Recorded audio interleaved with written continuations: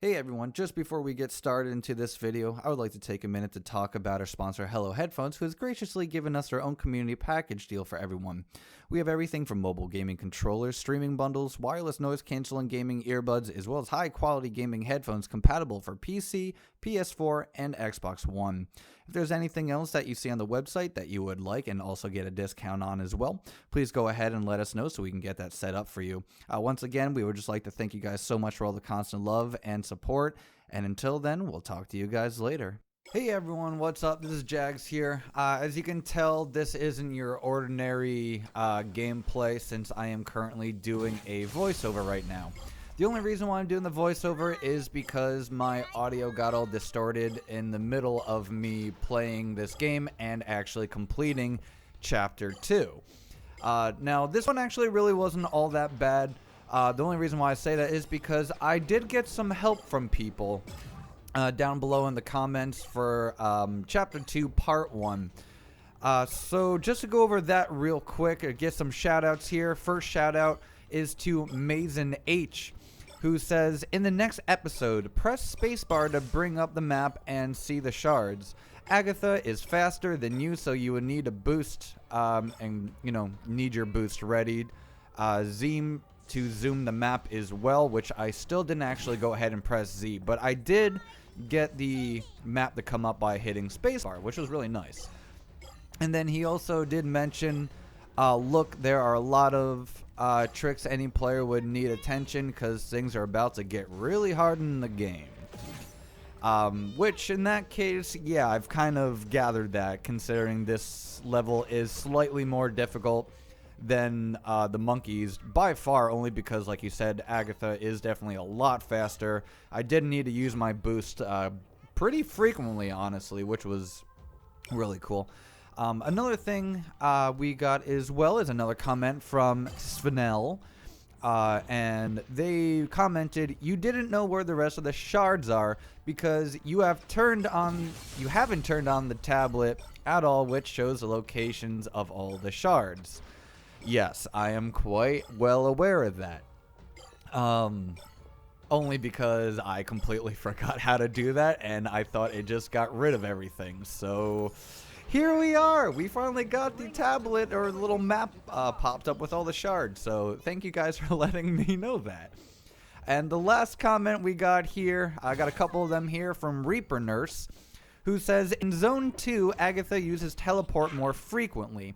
This can be useful since you can send her in any room you'd like by looking at any direction you want her to be, only if she is chasing you.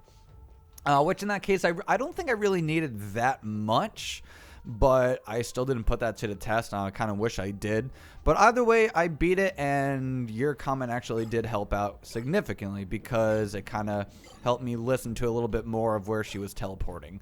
Reaper Nurse also commented, fun fact, Agatha is the fastest enemy in Dark Deception, so outrunning her without speed boost is very tricky now. School will be quite a bit harder. Malik's phantom form has also been buffed globally, which we did end up finding out the hard way. Which was fantastic, so great. Another comment, and the last one, Reaper Nurse commented here, is the next level will be harder than this level. So that's going to be a grand old time. So I don't know what to expect for the next episode, to be honest with you. I don't know anything about this game. I try my best not to go ahead and take any sneak peeks or any previews into the next chapters, only because I want to be able to feel that straight up fear that I have constantly playing this game.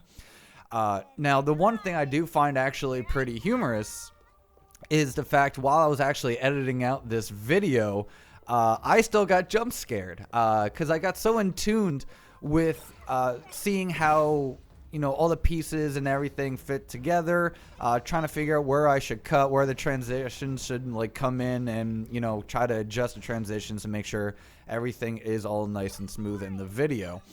But obviously there's from time to time where Agatha kind of pops up out of nowhere and completely caught me off guard. I actually screamed a couple of times while editing this out, which was pretty great, to be honest. And so it's good to know that it still has that scare factor for me even after I'm done playing the game. Now, this level overall was, like I mentioned before, it was definitely slightly more difficult only based upon the fact that Agatha does move faster, she teleports quicker, and it's just overall really creepy in general. You hear her constantly talking. Unfortunately, that kind of seemed to... The longer I played this, it didn't really add on to that scare factor anymore. It kind of just ended up reducing that quite a bit for me, which was kind of unfortunate. I kind of wish there was a point in time where she went ahead and just, you know, didn't say anything at all. So as you can see here, we finally got to part 2 of chapter 2. I'm trying to figure out where I go, and you look above here. Oh, I hit my microphone. And do you see who went there? Yeah, that was Big Ol' Daddy. And we don't like Big Ol' Daddy, so we got to go away and run away from him. And look, it's Agatha. She is being as annoying as ever. She's complaining that she wasn't able to play with me, but she still wants to rip out my spleen and my kidneys to sell onto the black market. So I said, nah, listen here, I'm just gonna continue on and get the hell out of here. This part was so much more terrifying, only because you're in like a weird elementary school version of like a dollhouse. You see all like the kids banging on the glass and everything. That to me is very disturbing. So that was actually a really good kind of, you know, effect that the developer put in here. It definitely makes the level that much more unsettling, definitely more nerve-wracking. This level actually did make me feel a million times more scared than the first half. And as you can see, she pops up out of nowhere and kills my butt. And, you know, this level overall, I would definitely say it definitely exceeds Chapter 1. Chapter 1, at first, it was actually really scary because of all the jump scares and everything. And it's just weird, creepy murder monkeys with fezzes, which is not something you would necessarily see every single day. But, you know, going from evil monkeys wearing fezzes over to a little girl constantly trying to kill you definitely steps up its game a little bit in my book. But, you know, like I said, the only issue is that things do become very repetitive. I kind of wish as the game went on, it wasn't just about collecting the shards. I wish there was more to actually do. Because it doesn't, I mean, it's still a challenge overall to collect all these shards, because you still have over 150 odd something shards you have to collect. The only issue is that, you know, as time goes on, you're like, all right, well, there's still things going on. It seems a little bit more fast-paced now that we're in the new part of the map overall. But it's still kind of the same old.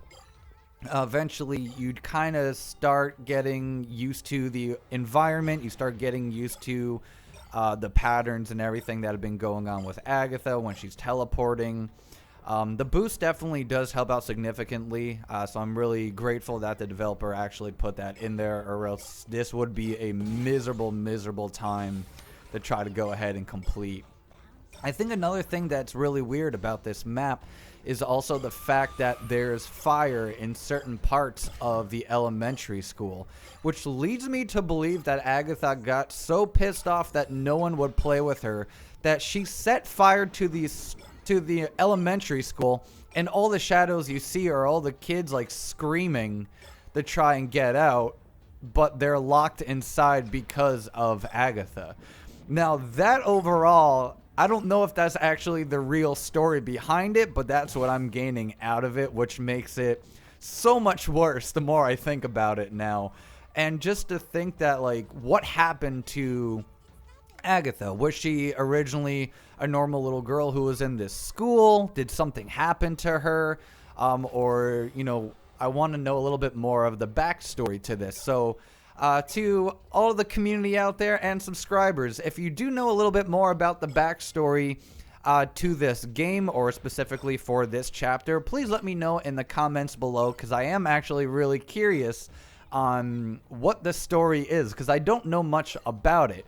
Because like I said, I tried my best to try to not really, you know, observe too closely to the game. I like going into the game without literally knowing anything at all, so I can have the best overall experience, getting jump scared a little bit more easily, considering I don't like horror games. I don't really like anything horror related in general.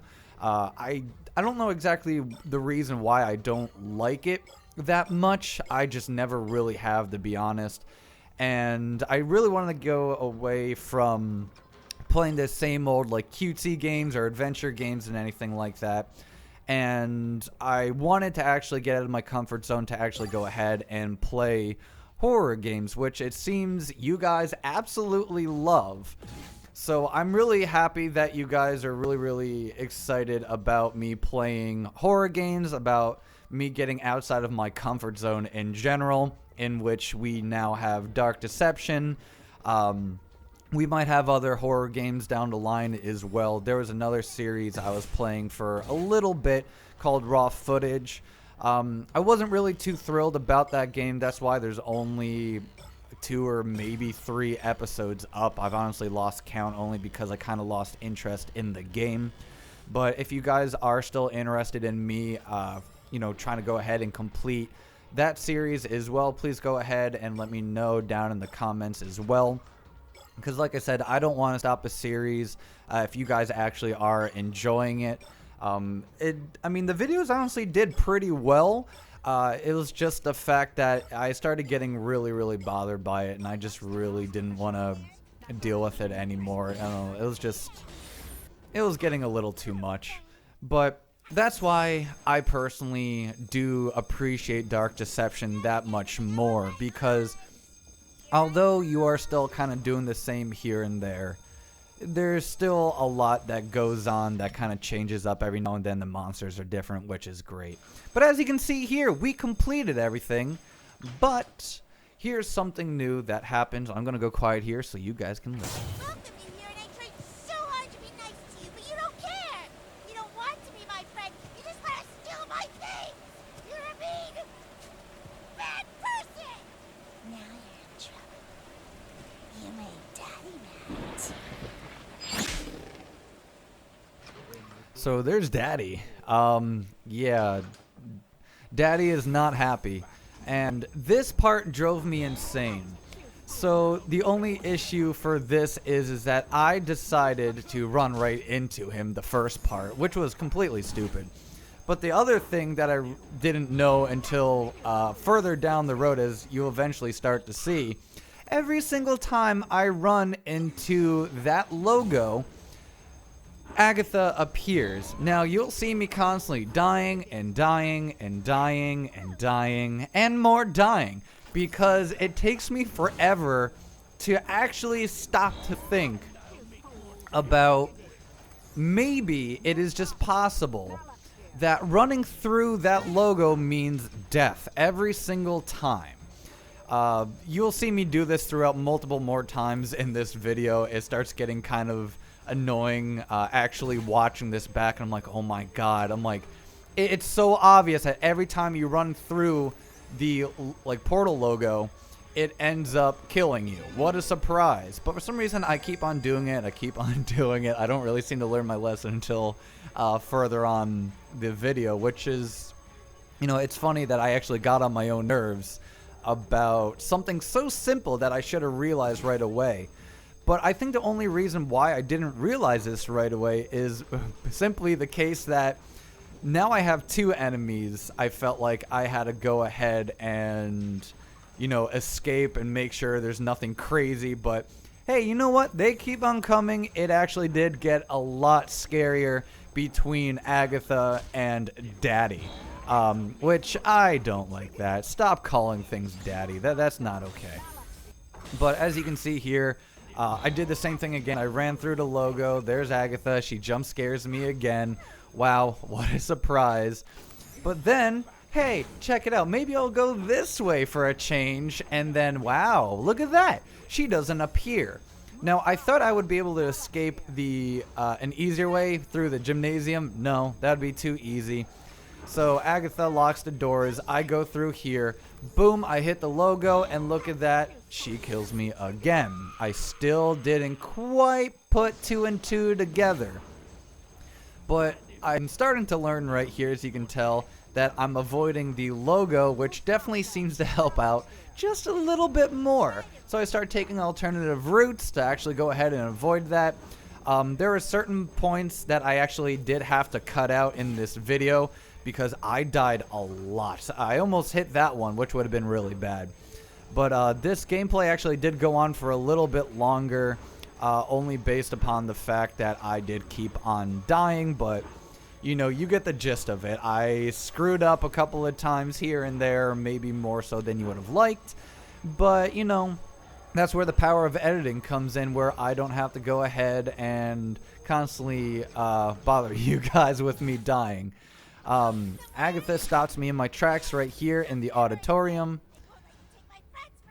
and she's trying to sneak up quickly on me here, but look what happens. Bierce is here to save the day. She opens up the doors. Agatha's pissed off because Bierce doesn't want her in her room anymore, and I escaped. So I actually beat the game. I ended up getting a B rating in the level, which is fantastic.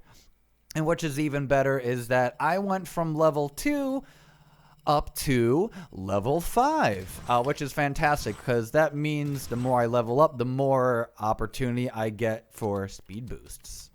She was almost the same age. Memories betray me here. I need to keep going. I just need to survive a bit longer. And here we can see I go up to the little shard collector statue, and I finally get my all 6 speed boosts, which is fantastic. I know this will definitely come in handy later on in the series. So we beat the monkey level, we finally defeated Agatha, and now we're on to this weird looking pirate from Pirates of the Caribbean. So I'm not exactly sure what to expect in this series overall, and you know, it's been actually a lot of fun, so I really hope you guys enjoy the series just as much as I am so far. I understand we only beat the first 2, but hey, that's a good start, especially for someone who's not great at video games, but is also a million times worse usually at horror games. But I feel myself getting better. But you know what? Until next episode, I really hope you guys enjoyed. So be sure to like, comment, and subscribe to Red Jags today. And until next video, I'll see you guys later.